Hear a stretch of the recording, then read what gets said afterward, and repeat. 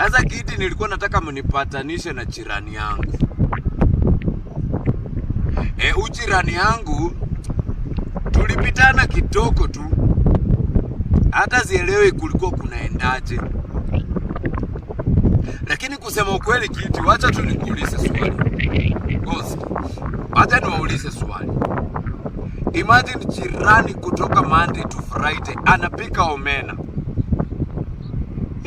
Kwa maana ploti mzima unaingia jioni ni omena tupu.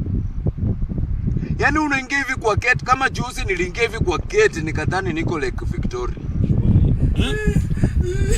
Yaani hata sijui ni papa ama ni nani alinisaidia tu. Yaani ile kuangalia tu namba ya mlango yangu nikaona yenyewe kumbe siko Kisumu. Sasa sijui ni kama ana confuse maadui ama ni rent hataki kulipa. Kwa sababu sometimes namuonanga ako kwa butchery.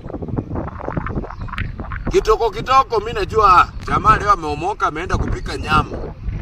Kumbe anatu confuse na harufu ya omena ndio tudhani akuli nyama. Lakini isitoshe Kiti, mahali ilikuwa shita kabisa. Huyu jamaa Kiti, wacha sasa niwaambie. Huyu jamaa ako na mtulinga. Huyu jamaa anakonga kukonga.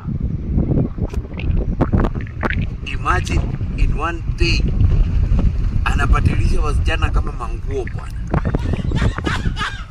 Juzi alikuwa na ingine nyeupe kitoko mweusi, mwingine anakaa Muhindi, mwingine sijui ni Muislamu. Yaani huyu jamaa sijui anatumia lugha gani.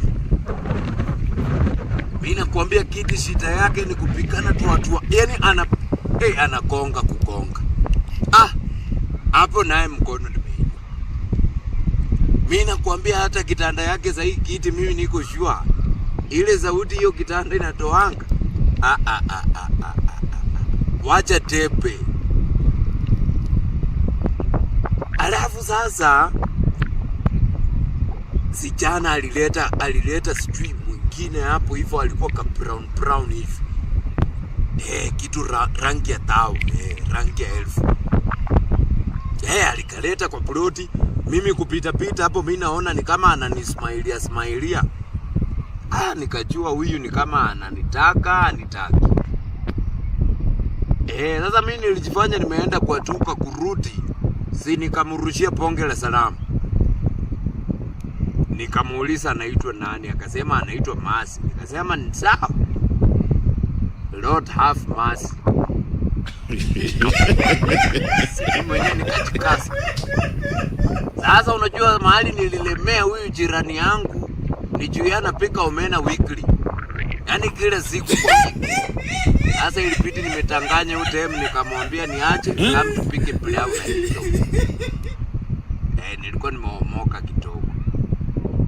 Akakuja kwani. Kiti sasa.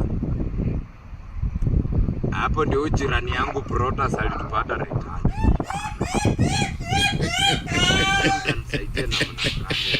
Just so.